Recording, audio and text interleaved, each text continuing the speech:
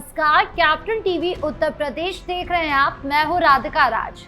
आज की special story बेहद गंभीर और चौंकाने वाली है। बात हो रही है लखनऊ के किंग जॉर्ज मेडिकल यूनिवर्सिटी यानी कि KGMU की, जहां एक महिला रेजिडेंट डॉक्टर के साथ गलत काम और जबरन धर्मांतरण का मामला सामने आया है। आरोपी है KGMU का ही रेजिडेंट डॉक्टर रमीज मलिक। अब इस मामले में जैसे जैसे जांच आगे बढ़ रही है, वैसे वैसे कट्टरपंथी ताकतों के नकाब उतरते जा रहे हैं। पुलिस ने आरोपी को गिरफ्तार किया है, उसके फ्लैट से लैपटॉप और मोबाइल बरामद किया है और अब डिजिटल सबूतों से बड़े बड़े राज खुलने की उम्मीद है। कई चैट्स डिलीट किए गए थे, लेकिन फॉरेंसिक टीम उन्हें रिकवर कर रही है।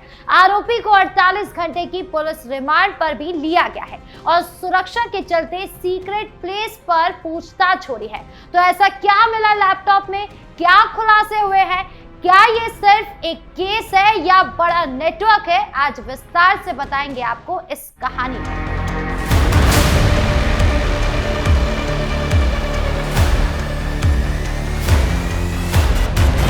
KGMU धर्मांतरण और गलत काम मामले में भी पुलिस को अब तक के सबसे अहम सुराग मिले हैं। आरोपी डॉक्टर रमीज मलिक से पूछताछ का सिलसिला अभी भी जारी है। उसे 48 घंटे की पुलिस रिमांड मिली है और सुरक्षा कारणों से उसे किसी गोपनीय रूम में रखकर पूछताछ की जा रही है। सूत्रों के मुताबिक आरोपी ने अब तक कई महत्वपूर्ण खुलासे किए हैं, लेकिन कई सवालों पर चुप्पी साध रखी है।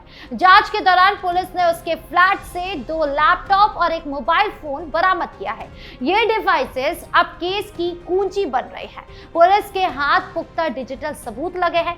मोबाइल और लैपटॉप से कई चैट्स, डॉक्यूमेंट्स और डिजिटल कम्युनिकेशन रिकॉर्ड्स मिले हैं। आरोपी ने इसे चैट्स और नंबर डिलीट किए थे, लेकिन forensic team deleted data recover करने में जुटी है। इससे केस में बड़े तथ्य सामने आने की संभावना है। STF यानी कि स्पेशल टास्क फोर्स ने भी अलग से रमीज से पूछताछ की है। उससे धर्मांतरण के अलावा उसके पारिवारिक बैकग्राउंड, सोशल सर्कल और अन्य संपर्कों के बारे में गहन सवाल किए गए हैं। महिला रेजिडेंट डॉक्टर पर धर्मांतरण का दबाव बनाने के आरोप पर आरोपी ने अब तक कोई स्पष्ट जवाब नहीं दिया। कई अहम सवालों पर वो टाल मटोल करता रहा या चुप रहा। पुलिस उसकी नेपाल सीमा पर संभावित संपर्कों की भी जांच कर रही है, ताकि फरारी के दौरान मदद करने वालों और नेटवर्क का भी पता लगाया जा सके। पूछताछ में आरोपी ने माना है कि वो पीड़िता के संपर्क में था और दोनों की मुलाकातें होती थी, लेकिन धर्मांतरण के प्रयास में अपने परिवार की किसी भी भूमिका से इनकार किया। उसने कहा कि उसके माता पिता को ऐसी किसी घटना की कोई जानकारी नहीं थी। पुलिस ने अब तक आरोपी का पीड़िता से सामना नहीं कराया है, क्योंकि पीड़िता ने आरोपी से मिलने से इनकार कर दिया। इससे पहले पुलिस ने उससे इस्लामिक मेडिकोज ग्रुप से जुड़ा दिल्ली विस्फोटक कांड के आरोपी परवेज से कनेक्शन, 2 अन्य महिला डॉक्टरों से बातचीत और फरारी में मददगारों के बारे में भी सवाल किए थे। छांगुर कनेक्शन और अन्य संदिग्ध लिंक्स की भी जांच जारी है। पूरी कहानी से चौंकी जनता। ये पूरा मामला दिसंबर 2025 में शुरू हुआ, जब KGMU की एक महिला रेजिडेंट डॉक्टर, जो पश्चिम बंगाल के हावड़ा की रहने वाली है, उसने पुलिस में शिकायत दर्ज कराई। उसने आरोप लगाया कि रेजिडेंट डॉक्टर रमीजुद्दीन नायक यानी कि रमीज मलिक, जो पैथोलॉजी विभाग में पोस्टेड था, उसने शादी के बहाने उसके साथ संबंध बनाए, उसके साथ गलत काम किया, प्रेगनेंसी कराई और फिर उसे जबरन इस्लाम कबूल करने के लिए दबाव डाला। जब वो शादी की बात करती है तो धर्मांतरण की शर्त रखी जाती है।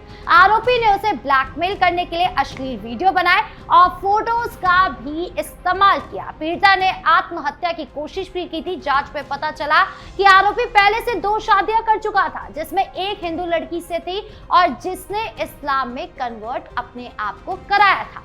आरोपी ने KGMU में इस्लामिक मेडिकोज नाम से व्हाट्सएप ग्रुप चलाया था, जहां मुस्लिम स्टूडेंट्स को ऑर्गेनाइज किया गया था और चुनिंदा लड़कियों को टारगेट कर कन्वर्शन के प्रयास किए जाते थे। पुलिस का दावा है कि ये संगठित तरीके से चल रहा था।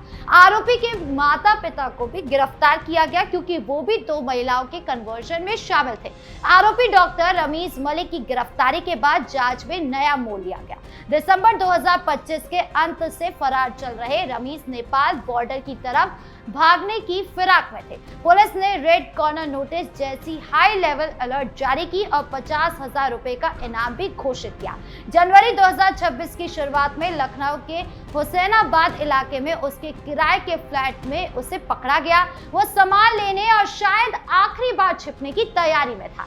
गिरफ्तारी के बाद उसे पहले गोसाईगंज जेल भेजा गया, लेकिन अब 48 घंटे की पुलिस रिमांड मिल गई है। पूछताछ गोपनीय स्थान पर हो रही है क्योंकि सुरक्षा का एक बड़ा खतरा है। आरोपी के संदिग्ध कनेक्शन अंतर्राष्ट्रीय स्तर पर फैले हो सकते हैं। आज हम इस मामले की हर परत को खोलेंगे। सबसे पहले फरारी की दौड़ की। रमीज दिसंबर में शिकायत आने के बाद अचानक गायब हो गया। पुलिस को लगता है कि वो 18 दिनों तक विभिन्न शहरों में छिपा रहा। इस दौरान उसने करीब 250 कॉल्स किए, जिनमें से कई संदिग्ध नंबरों पर थे। फरारी में वो नेपाल बॉर्डर तक पहुंचने की कोशिश कर रहा था, जहां वो पाकिस्तान या अन्य देशों में भाग सकता था। पुलिस ने CCTV footage, call records, travel history और बैंक ट्रांजैक्शन से ट्रैक किया। जनवरी की शुरुआत में फ्लैट पर छापा मारा गया। वो सामान पैक कर रहा था, शायद सरेंडर करने या भागने की आखिरी तैयारी थी। गिरफ्तारी के समय उसके पास नकदी थे, फेक आईडी थी और कुछ दस्तावेज भी मिले जो उसके नेटवर्क की गहराई दिखाते हैं। जेल में भेजने के बाद रिमांड ली गई, जहां 48 घंटे में करीब 120 सवाल पूछे गए सख्ती से, लेकिन वो ज्यादातर चुप या टाल मटोल कर रहा था। लैपटॉप और मोबाइल से मिले सबूत। पुलिस के लिए सबसे बड़ा ब्रेक थ्रू आरोपी के फ्लैट से बरामद 2 लैपटॉप और एक मोबाइल फोन है। ये डिवाइसेस अब जांच की धुरी बन गए हैं। फ्लैट की तलाशी में एक लैपटॉप बिस्तर के पास छिपा मिला, दूसरा अलमारी में और मोबाइल बैग में। इनमें से कई चैट्स, डॉक्यूमेंट, कम्युनिकेशन रिकॉर्ड्स, अश्लील वीडियो फुटेज और कन्वर्जन से जुड़े मैसेजेस मिले। आरोपी ने डेटा डिलीट करने की पूरी कोशिश की। कई नंबर, चैट हिस्ट्री, फोल्डर्स गायब कर दिए थे, लेकिन फॉरेंसिक एक्सपर्ट्स अब डिलीटेड डेटा रिकवर कर रहे थे। सूत्र बताते हैं कि एक फोल्डर का नाम जन्नत था, जिसमें हिंदू लड़कियों के नंबर, वीडियोस और फोटोज रखे थे। 13 साल पुराना डेटा भी बरामद हो गया, जिसमें आरोपी की पिछली शादियां, कन्वर्जन के सबूत और संदिग्ध ग्रुप के लिंक्स शामिल हैं। इसमें पीड़िता के अलावा अन्य महिलाओं से बातचीत, इस्लामिक मेडिकोस ग्रुप के लिंक, कॉल गर्ल्स की लिस्ट और संदिग्ध संपर्क शामिल है। पुलिस का कहना है कि ये डिवाइसेस केस की कुंजी है। ये साबित कर सकते हैं कि ये अकेला मामला नहीं, बल्कि एक संगठित कन्वर्जन रैकेट था। फॉरेंसिक रिपोर्ट से पता चला कि लैपटॉप में एन्क्रिप्टेड फाइल्स थी, जिसे क्रैक करने में समय लगेगा। मोबाइल से व्हाट्सएप चैट्स रिकवर हुए, जिसमें आरोपी पीड़िता को इस्लाम कबूल करने के लिए धमकी दे रहा था। एक चैट में वो लिखता है कि शादी के लिए पहले कन्वर्ट हो, फिर सब ठीक हो जाएगा।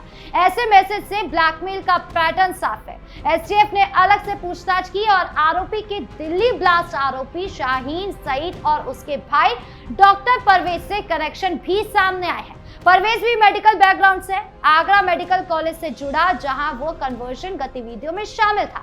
इसके अलावा पीएफआई यानी कि पॉपुलर फ्रंट ऑफ इंडिया जैसे बैन संगठनों से लिंक की भी जांच हो रही है। फरारी में नेपाल बॉर्डर तक मदद करने वालों का नेटवर्क खंगाला जा रहा है। पुलिस को लगता है कि मौलाना और अन्य डॉक्टर शामिल थे। हॉस्टल में सभाएं होती थी, जहां कन्वर्जन को प्रमोट किया जाता था। जांच में पता चला कि रमीज का पीएफआई से पुराना कनेक्शन था। वो फंडिंग और ट्रेनिंग में शामिल हो सकता था। नेपाल बॉर्डर पर उसके हेल्पर्स के नाम सामने आए, 2 लोग जो सीमा पार कराने में माहिर है।